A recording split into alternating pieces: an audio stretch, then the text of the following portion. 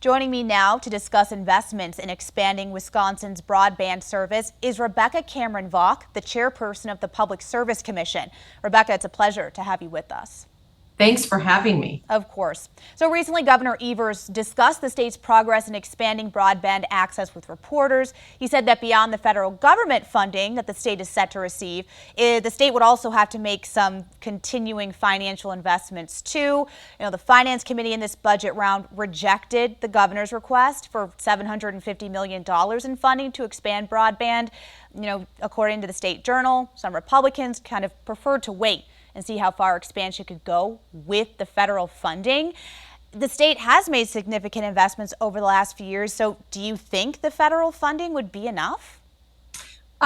It's disappointing, the action that was taken as it relates to the state budget. And it's disappointing for a couple of reasons. First and foremost, our federal allocation, so the dollars that are coming in from the federal government, took into account and assumed continued state funding. So we have an estimate of what it will take to get everybody connected in Wisconsin, and that estimate continues to be refined over the years. But we know that the federal dollars aren't going to be enough to get us there, which is why it was disappointing that there was $0 allocated in the state budget for this next biennium.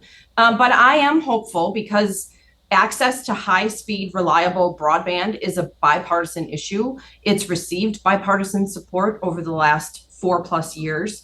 And I think that will continue. And I think as we move our way down allocating these federal funds to where they're needed the most within the state of Wisconsin, I'm confident that future budgets will provide the necessary support for the state program, because one funding source isn't enough to get us to that finish line. Well, that leads me to my next question here, that in that same conversation with reporters, the governor said, the state is off to a good start, but, a combination of federal and state money, he said, would get the state, quote, very, very close after another 5 or 6 years to providing that broadband access statewide. Do you think that assessment of the timeline, do you agree with that? I do. I agree 100%. And you're right. I mean, especially since 2019, we have made historic investments in broadband infrastructure, and we have had great success. I mean, we've invested more than $345 million in broadband expansion since Governor Evers took office. That means new or improved high-speed, reliable broadband to more than 395,000 homes and businesses. So we are making really, really excellent progress. But we do think it's possible that by the year 2029, that everybody in Wisconsin will have access to reliable, and reliable is really the key here, but reliable high-speed broadband internet, which, as we know, and what was laid bare during the pandemic, 25.3 doesn't get us what we need. It doesn't afford residents or business owners or farmers or educators. That speed isn't enough to be able to participate in modern day society. We know that we need speeds that are closer to 100 download by 20 upload speeds. And so that is our goal. We continue to be laser focused on that goal. And I am confident that we can get there by 2029.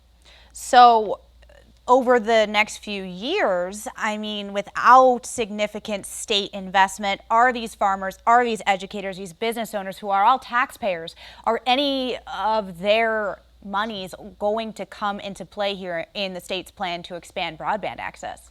So we won't have any state funding available to us. It'll all be from the federal programs. And there are a couple of different federal programs that are at play. The first is the BEAD program that has gotten a lot of press recently. That's where Wisconsin was allocated just over $1 billion. And that is very specific. The guidance that we have to follow when we are allocating those federal dollars requires that we give priority to unserved households and businesses that lack 25 by 3 speeds. And then the next group that we can prioritize are underserved. And the way that that is defined by the federal government is households and businesses that lack service at speeds of 100 by 20. So that's going to be the near-term focus under the BEAD allocation. And then when you look at the other more recent announcement that was made, Wisconsin was allocated $42 million in funding. That's under the Capital Projects Fund grant. That is part of ARPA. So there are two different enabling laws. The bipartisan infrastructure law is where we're getting the BEAD dollars, and ARPA is where we're getting the capital projects funding. And that capital projects funding, we recently announced that our application period will begin on August 14th. Again, that's $42 million under ARPA. And really the purpose of the capital projects fund is to address pre-existing barriers to internet access that were exacerbated by the pandemic. So this pot of dollars is going to go to areas where investments in broadband are needed in the areas that were hardest hit by the COVID-19 pandemic. And so going off that, are local governments going to be needing to kick in any funding, or is this grant funding from the federal government allocation? So the certainly local governments can apply to be a grant recipient, along with co-ops and other telecommunications utilities, internet service providers, for-profits, nonprofits. They are all eligible to apply for grants under the Capital Projects Fund. And on August 14th, our grant application instructions will go live on the PSC website. Okay, well, Rebecca Cameron Valcq, thank you so much for being on the show this morning. Thanks for having me.